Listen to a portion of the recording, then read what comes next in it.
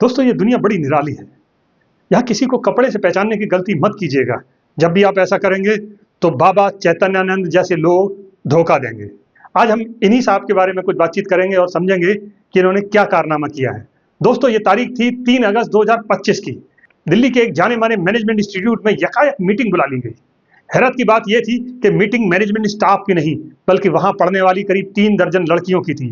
Video conferencing के जरिए उनसे जुड़ने वाला शख्स दक्षिण भारत के एक बड़े मठ का अधिकारी था।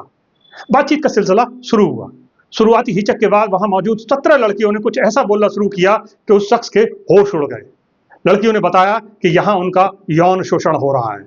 उनके हॉस्टल में कैमरों से निगरानी होती है और उन्हें रात को एक शख्स कमरे में बुलाता है।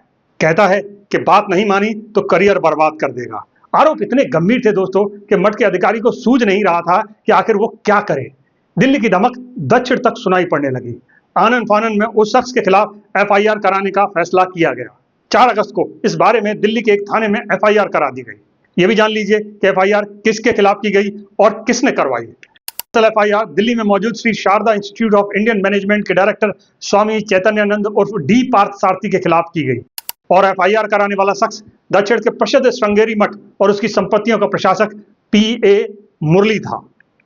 दोस्तों बिल्कुल बाबा राम रहीम की तर्ज पर लड़कियों के शोषण का यह मामला आखिर खुला कैसे, ये भी जान लीजिए। मीडिया रिपोर्ट्स के मुताबिक इस बाबा से परेशान कुछ लोगों ने जुलाई महीने में श्रृंगेरी मठ जिससे यह संस्था जुड़ी हुई है बाकायदा एक पत्र भेजकर शिकायत कर दी। शिकायत करने वालों में वायुसेना का एक अधिकारी भी था। मामले की पड़ताल के लिए मैनेजमेंट ने वो वक्त चुना जब बाबा किसी काम के सिलसिले में यूके गया हुआ था। मीटिंग होते ही बाबा का भांडा फूट गया। अपने खिलाफ एफआईआर की जानकारी मिलते ही बाबा सक्रिय हो गया। आरोप है कि उसने इंस्टीट्यूट की महिला वार्डन पर दबाव डालकर उन लड़कियों को भेजे अश्लील मैसेज और संवेदनशील फुटेज डिलीट करवा दी।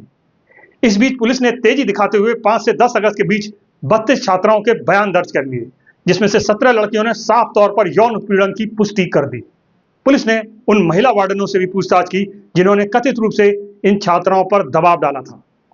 तेजी से बदलते हालात के बीच पुलिस ने छात्राओं के फोन फॉरेंसिक जांच के लिए भेज दिए।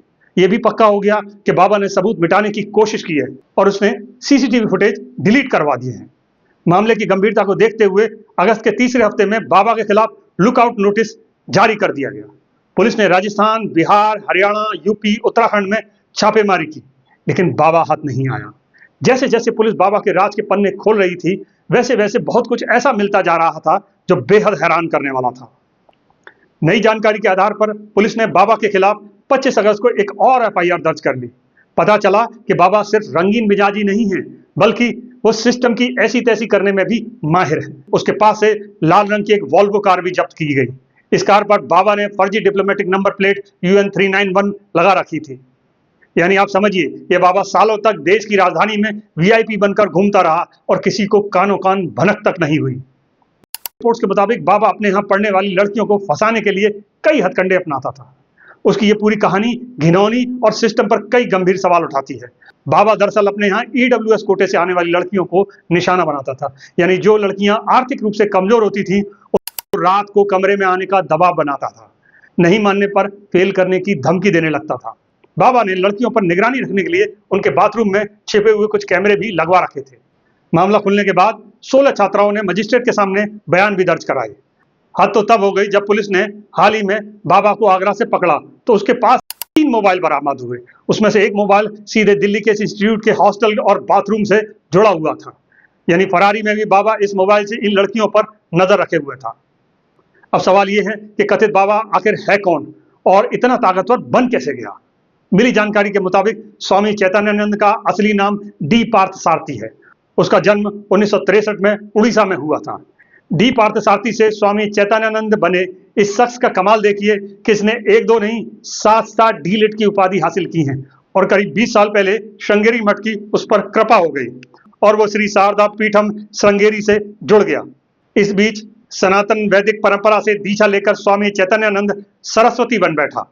यही नहीं, उसने 2008 में श्री शारदा पीठम श्रृंगेरी से पावर ऑफ अटर्नी भी हासिल कर ली। ताकत हाथ में आते ही बाबा बेलगाम हो गया और नतीजे के रूप में हमें यह कांड देखने को मिला। बड़ा सवाल यह है कि क्या श्रृंगेरी मठ बिना किसी की बैकग्राउंड जांचे उसे अपने यहाँ रख लेता है? पार्थसारथी का मामला इसलिए भी अजीब है कि इससे पहले भी उसके खिलाफ यौन शोषण और धोखाधड़ी के 5 मामले दर्ज हो चुके हैं। इसमें से 2009 में उसके खिलाफ धोखाधड़ी और छेड़छाड़ का मामला दर्ज हुआ था। 2016 में भी उसके खिलाफ यौन शोषण और उत्पीड़न का मामला दर्ज हुआ था। हैरानी की बात यह है कि इस पूरे समय वो श्रृंगेरी मठ से जुड़ा रहा, लेकिन कोई कार्रवाई नहीं हुई। अगर होती तो ये कांड न होता। हालांकि ये मामला के बाद श्रृंगेरी मठ ने बाकायदा पत्र जारी कर कथित बाबा से खुद को अलग कर लिया है। बड़ा सवाल यह है, समय रहते इस बाबा पर एक्शन क्यों नहीं लिया गया। नमस्कार, मैं अफसर अहमद।